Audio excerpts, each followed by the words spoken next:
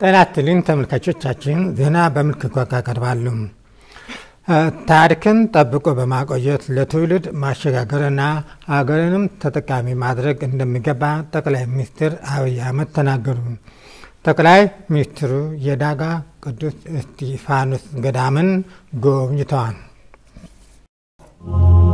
ይህ በአማራ ክልል ጣና ሐይቅና ጎርጎራ መሃል የሚገኘው ዳጋ የተሰኘ ስፍራ ነው። የአካባቢው መልክዓ ምድራዊ አቀማመጥ ተፈጥሮን የተላበሰና ላይንም ያማረ ነው። በጠቅላይ ሚኒስትር አብይ አህመድ የተመራ ቡድንም ይህንኑ የዳጋ ቅዱስ እስጢፋኖስን ጎብኝቷል። ስፍራው ጥንታዊ ታሪክን የያዘና የቀደምት አባቶችን አሻራ የሚያሳይ መሆኑን ጠቅላይ ሚኒስትር አብይ አህመድ ተናግረዋል። ዳጋ በትንሹ 700 ዓመት የሚጠጋ ታሪክ በውስጡ አቅፎ የያዘ ቦታ ነው። ትናንትና የአጼ ፋሲልን ቤተ መንግስት ማየት ይችላል ነበር። ዛሬ ደግሞ አጽማቸውን እዚህ ያየን። እንዲሁም ጎርጎራ የአጼ ሱስንዮስን ቤተ መንግስትና አካባቢውን አይተናል። የሳቸውንም አጽም እዚህ አይተናል። ከሳቸው በፊት የአጼ ዳዊትን አጽም እዚህ አይተናል። የበርከት ያሉ የቀደሙ ነገስታት አጽም እዚህ ቦታ አለ። ይሄ የሚያስተምረን ነገር በዚያ ዘመን ቤተ መንግስት ቦታ ስፍራ መርጠው ትልቅ በሆነ መንገድ መገንባታቸው ብቻ ሳይሆን እነሱም ካለፉ በኋላ የዚያ ዘመን ትውልድ እነዛን አባቶች አጽማቸው ሳይፈርስ ለማቆየት የሚያስችል ጥበብ እና የልብ ስፋትም ጥበብ ብቻውን በቂ አይደለም፣ የልብ ስፋትም ያለበት ዘመን እንደሆነ ያሳያል። ኢትዮጵያ የብዙ ታሪክ ባለቤት መሆኗን የጠቀሱት ጠቅላይ ሚኒስትር አብይ አህመድ ታሪክን ጠብቆ ታሪካዊ ቦታዎችንም ይዘታቸውን እንደጠበቁ በማቆየት ለትውልድ ማሸጋገርና ሀገርንም ተጠቃሚ ማድረግ እንደሚገባ አንስተዋል። በመጀመሪያ ታሪካችንን፣ መነሻችንን፣ ጅማሯችንን ማወቅ ያስፈልጋል። ሁለተኛው ነገር እና አሁን እየሆነ ያለው ማልማት ነው። ይሄ ቦታ ከማወቅ አልፈን የመጣንበትን መንገድ በትክክል ብናለማው፣ ሙዚየሙን ብናለማው፣ አካባቢውን ብናለማው ከልማት በኋላ የሚመጡ ጥቅሞች አሉ። ያወቀና ያለማ ይጠቀማል። ይሄ ቦታ ብቻውን ለኢትዮጵያን ክብር ይገልጣል። የኢትዮጵያን የእምነት ልክ ያሳያል። ብዙ ሀብት ያመጣል። የሚንቁን እንዲያከብሩን፣ የማያቁን እንዲያቁን፣ ለብዙዎች ትምህርት መስጠት የሚችል በጣም ግዙፍ ነገር በውስጡ የያዘ ሲያዩት ያነሰ ይመስል በጣም ትልቅ ሀብት በእምቅነት የያዘ ቦታ ነው እና ሁለተኛው ማልማት ነው። ከዚያ በኋላ መጠቀም ያልኩት ነው የሚመጣው። ሶስተኛው ባለፉት 5 ዓመታት ሀገራዊ ለውጡን ተከትሎ የቱሪስት መዳረሻ የሆኑ ስፍራዎችን የማደስና አዳዲስ ቦታዎችንም የመፍጠር ስራ ተከናውኗል። ይህንን መነሻ በማድረግ በቀጣይ የተግባር ስራዎችን ማሳየት እንደሚገባ ጠቅላይ ሚኒስትር አብይ አህመድ ተናግረዋል። ዳጋ ላይ የሚገነባውን ማየት፣ ለግንባታው ድጋፍ ማድረግ፣ አጼ ፋሲል ቤተ መንግስትን ማደስ፣ ጎርጎራን መልሰን ማደስና እነዚህን ታሪክ ማገናኘት መቻላችን ትልቅ እድለኝነት። ብዙዎች ለማየት አልታደሉም እንኳን ለመስራት። እኛ ለማየትና በሚገነባ ውስጥ ለመሳተፍ እድል ካገኘን እንደ ትልቅ በረከት እንደ ትልቅ ጸጋ ነው የምንወስደው እና ኢትዮጵያውያን በየቦታው የሚያኮራ ሀብት አለን። የሚገርሙ ሰዎችም አለን። ሰው የሚወዱ፣ ሰው የሚያከብሩ፣ በፍቅር ሰው የሚቀበሉ፣ ታሪካቸውን በእንክብካቤ የሚይዙ አባቶችም አይተናል። ይሄ ሁሉ ትምህርት ስለሆነ ከዚህ ተምረን የላቀውን የተሻለውን ለመስራትና ለማሸጋገር የምንበቃ እንዲያደርገን ከምንናገረው ከምናስበው ባሻገር ሐሳቦቻችን መሬት ነክተው የምናይበትን ተፈጽሞ የምናይበትን ጸጋና የመከናወን ብቃት ፈጣሪ እንዲሰጠን እንዲያድለን ነው መመኘት መለመን ያለብን። በኢትዮጵያ ከ5 ዓመታት በፊት የተጀመረው ሀገራዊ ለውጥ ተጠናክሮ እንዲቀጥል ሁሉም ድጋፍ ማድረግ እንዳለበት የሸገር ከተማ አስተዳደር ነዋሪዎች ጠየቁ። በአዲስ አበባ ዙሪያ የሚገኙ 5 ከተሞች አካቶ በቅርቡ የተመሰረተው የሸገር ከተማ ነዋሪዎች ከ5 ዓመታት በፊት የተጀመረው ሀገራዊ ለውጥ አስመልክተው የድጋፍ ሰልፍ አካሂደዋል።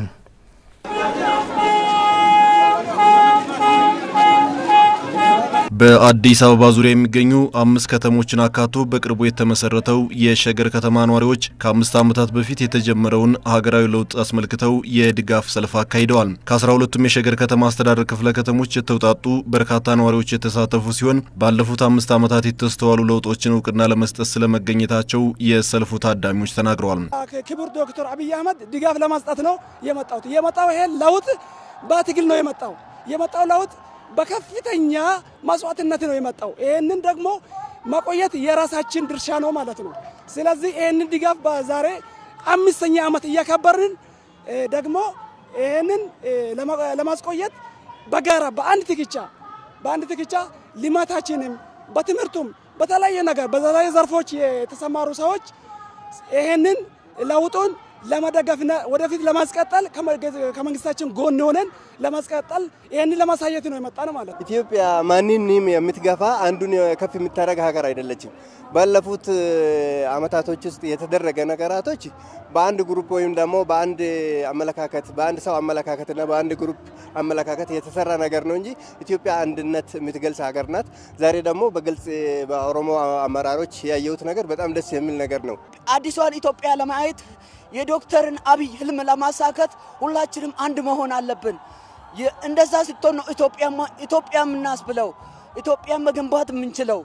ቀደም ሲል በነበሩት አመታት እንደ ሀገር ብሎም በኦሮሚያ ክልል የነበሩ ችግሮችን ለመፍታት መንግስት በርካታ ጥረቶችን ሲያደርግ እንደነበርም ተሳታፊዎቹ ገልጸዋል። በቀጣይም እያጋጠሙ ያሉ ሀገራዊና አካባቢያዊ ችግሮችን ለመፍታት ህዝቡ ከመንግስት ጎን በመሆን ኃላፊነቱን ሊወጣ እንደሚገባም የሰልፉ ተሳታፊዎች አብራርተዋል። የመሪያችን ሐሳብና የሳቸውን አመለካከት የሳቸውን መልእክት ይዘን የምንሄድ ሰዎች ከሆነ በዓለም የምትታወቅ ሀገር በአትሌቶች አሁን የምንጠራ ስም በስራም በአንድነትም ይመጣል ብዬ አስባለሁ። ልዩነታችንን አጥበን ችግሮች ካለብን በር ዘግተን እንወያይ።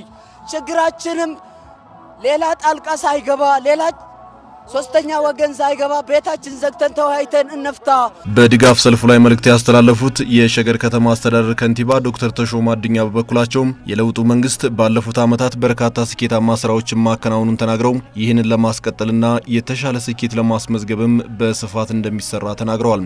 የሮገባባ ከሰት ኪታቦታ ሰዲ ከንበሬሴ ጠቅላይ ሚኒስትር አብይ አህመድ ባለፉት ጥቂት ዓመታት 3 የመደመር መጻፍትን በመጻፍ አበርክተውልናል። ይህም በመደመር ሐሳብ የሚያምን ትውልድ ለመፍጠር በሚደረገው ሂደት ትልቅ አበርክቶ ነበረው። በሌላ በኩል ካሁን በፊት በኢትዮጵያ ፕሮጀክቶችን በፍጥነት መጨረስ የተለመደ አልነበረም። በጠቅላይ ሚኒስትሩ አመራርነት በርካታ ፕሮጀክቶች በአጭር ጊዜ እንዲጠናቀቁ ተደርጓል። እንደ ሀገር ባለፉት ዓመታት ጦርነትና ኮቪድ የመሳሰሉት ችግሮች ኢኮኖሚያችንን የፈተኑት ቢሆንም ይህንን በመቋቋም በስንዴ ምርት ራሳችንን ለመቻል ጥረት ተደርጓል። ይህም በቀጣይም ተጠናክሮ ይቀጥላል። እንደ ሀገር እያጋጠሙ ያሉ ችግሮችን ለመፍታትም በቀጣይ በጋራ መስራት እንደሚገባ በድጋፍ ሰልፉ ላይ ተጠቁሟል።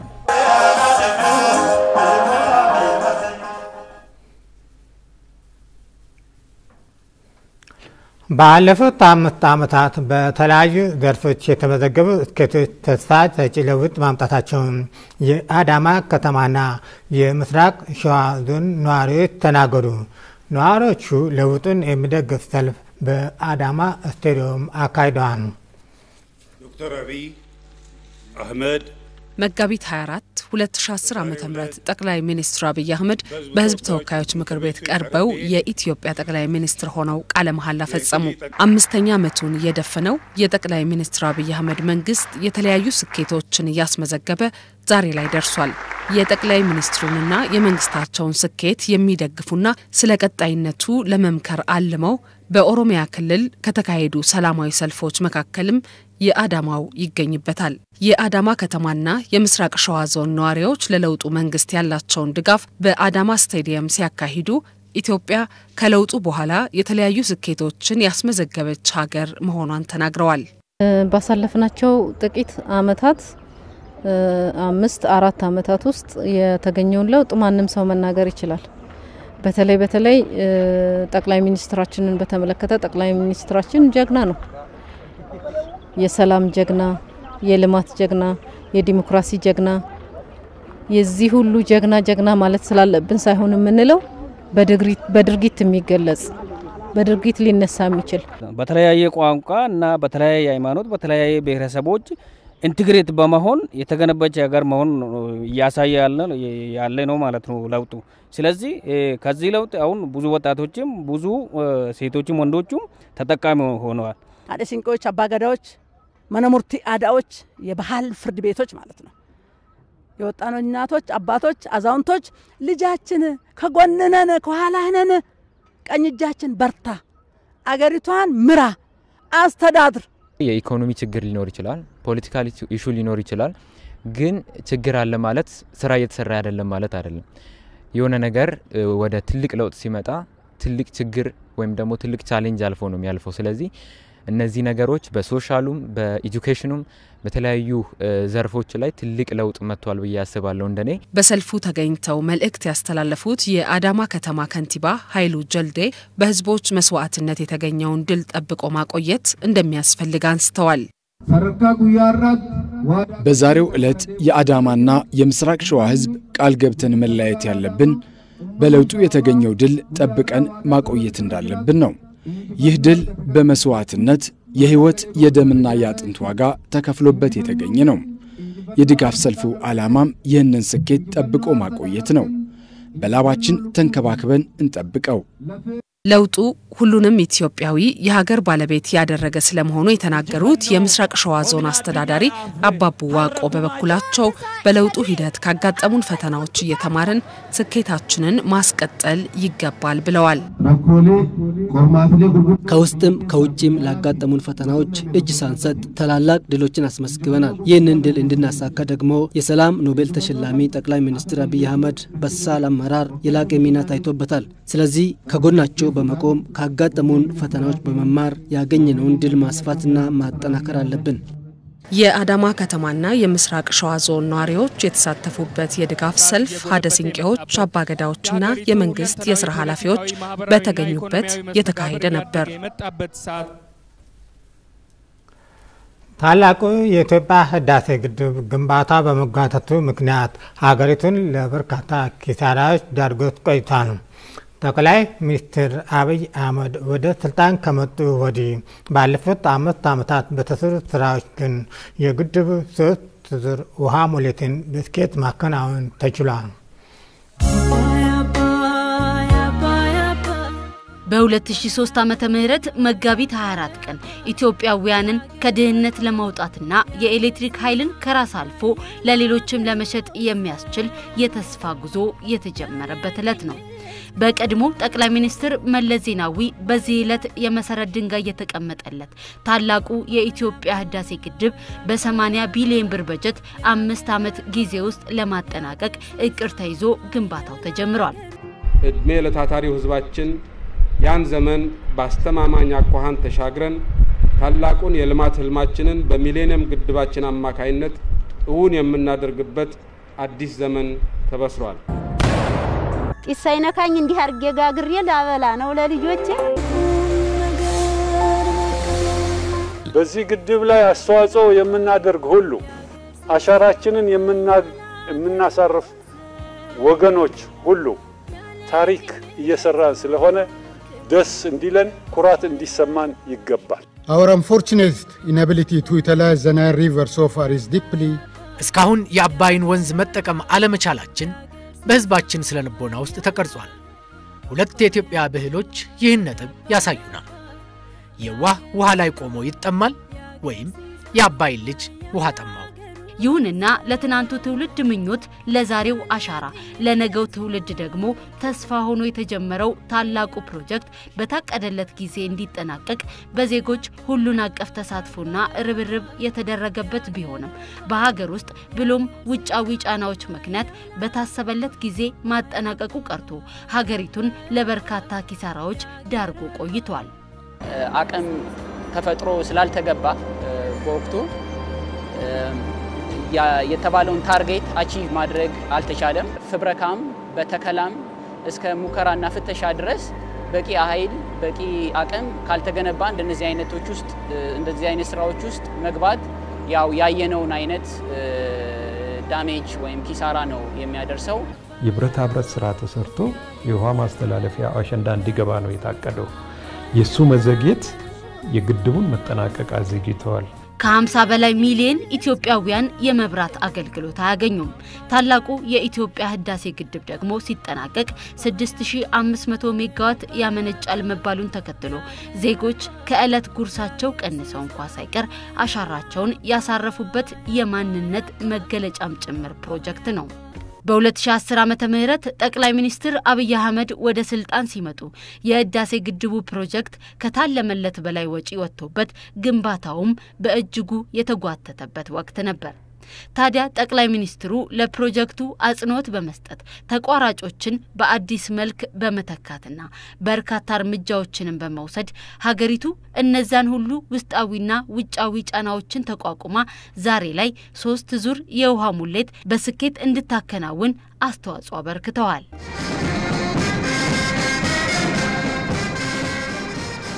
ዛሬ በዚህ ስፍራ 3ኛው ዙር የውሃ ሙሌት መጠናቀቁን ሳበስርላችሁ በታላቅ ደስታ ነው። ዜጎቻችን ይጠቅማል፣ እኛም ለጎረቤት ህዝቦች ኃይል በመሸጥ እንዲገለገሉ ለማድረግ ያስችላል፣ ያስተሳስራል። ዜጎች የሰነቁት ተስፋ እውን ሊሆን መጪው ትውልድ ድህነትን ሳይሆን ትልቅ ሀብትን የሚረከበበት በአንድነት ከቆመን ምንም ነገር ማከናወን እንደምንችል የምናሳይበት ታላቁ ፕሮጀክት ከ2010 ዓመተ ምህረት በኋላ ግንባታውን ቀን ከሌት በማከናወን አሁን ላይ የግንባታውን 90% ማጠናቀቅም ተችሏል። በመጨረሻም የኢትዮጵያ ቴሌቪዥን የነገ አገር ተረካቢ ህፃናትና ታዳጊዎች ላይ ለመስራት የበኩሉን እየተወጣ እንደሚገኝ ገለጸ። በትላንትናው ዕለት የልጆች ዓለም የተሰኘው የ4 ሰዓት የቴሌቪዥን ቻናል ይፋ ተደርጓል። ጤና ይስጥልኝ ልጆች፣ የዛሬ አበባዎች የነገ ፍሬዎች፣ እንደምን አላችሁ ልጆች? የኢትዮጵያ ቴሌቪዥን ምስረታውን ካደረገበት ጊዜ አንስቶ የተለያዩ ዝግጅቶችን ለተመልካቾች ሲያደርስ ቆይቷል። ከነዚህ መካከል በርካታ ትውልድ የታነጸባቸው የህፃናትና ታዳጊ ፕሮግራሞች አንዱ ነው። የነገ ሀገር ተረካቢ ህፃናት ላይ ለመስራት የበኩሉን እየተወጣ የሚገኘው የኢትዮጵያ ቴሌቪዥን ዛሬ የልጆች ዓለም የተሰኘውን የ24 ሰዓት የቴሌቪዥን ቻናል ይፋ አድርጓል። ለታዳጊዎች ለህፃናት የሚሆን ልዩ የልጆች ዓለም የተሰኘ የቴሌቪዥን ጣቢያ ከፍቶላቸዋል። ይህ ቻናል እንደምታውቁት ታዳጊዎችና ህፃናት ላይ እንደ ሀገር በርካታ ስራ መስራት ይጠበቃል። ስለዚህ ይህን ህፃናት ባህላቸውን ታሪካቸውን አውቀው እንዲያድጉና ለነገ አገር ተረካቢነታቸው የሚሆን ስራዎችን እንዲያገኙ የሚያስችል ቻናል በይፋ መከፈቱን አበስራለሁኝ። ትውልድን የማዳንና ማህበራዊ ኃላፊነትን ተወጥቶ እየሰራ በየእድሜ ደረጃቸው የተመጠነና የተስተካከለ የልጆች ዓለምን ለመፍጠር ያለመም ቻናል ነው። ልጆችን ወደ ህልማቸው ለማገናኘት የሚረዳ በመሆኑ እንደኔ የኪነ ጥበብ ባለሙያ መሆን ለምትፈልጉ፣ ጋዜጠኛ መሆን ለምትፈልጉ፣ የሳይንስ ተመራማሪ መሆን ለምትፈልጉ፣ የህክምና ባለሙያ መሆን ለምትፈልጉ፣ ለተለያዩ ዘርፈ ብዙ ሙያዎች ራሳችሁን ለምታጩ ወላጆች ደግሞ ልጆቻችሁ እንዲሆኑላችሁ ለምትፈልጉት ሁሉ የልጆች ዓለም እንደተባለው ልጆች ራሳቸውን፣ ቤተሰባቸውን፣ ማህበረሰባቸውን፣ አገራቸውን ሻገር ሲልም ዓለምን የሚመለከቱበት ማለት ነው። የልጆች ዓለም የሚለው ስያሜ ከራስ ያልፍና ህፃናት፣ ታዳጊዎች እንዲሁም ቤተሰብ ጭምር ዓለምን የሚመለከቱበት መስታወቱ ነው። የልጆች ዓለም ቻናል በመከፈቱ በጣም ደስተኛ ነኝ። የልጆች ዓለም ቻናል ለኔ እንደ አንድ መምህር ነው። የተለያዩ ትምህርቶችን በውስጡ እናገኛለን። ስለዚህ እኛ ተማሪዎችና ወላጆች ደግሞ ልጆቻችሁን ይሄን ቻናል እንዲከታተሉ እንድታደርጉ ጠይቃለሁ። አመሰግናለሁ። የልጆች ዓለም ቻናል ልጆች ዓለምን የሚመለከቱበት ይበልጥ ደግሞ ሀገራቸውን ሀብዝተው የሚወዱበት ወደ ህልማቸው የሚጓዙበት የቴሌቪዥን ቻናል ነው። ዜናው አበቃ። ከቀሪ ፕሮግራሞቻችን ጋር መልካም ቆይታ።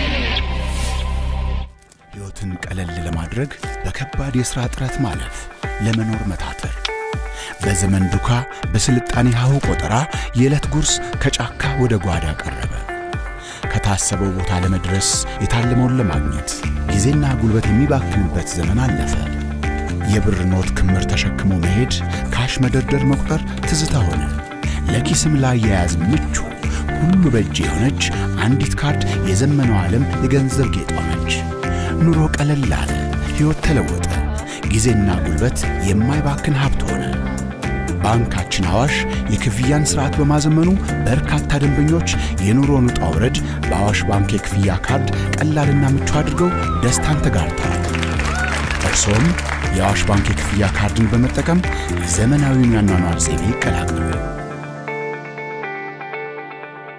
አዋሽ ባንክ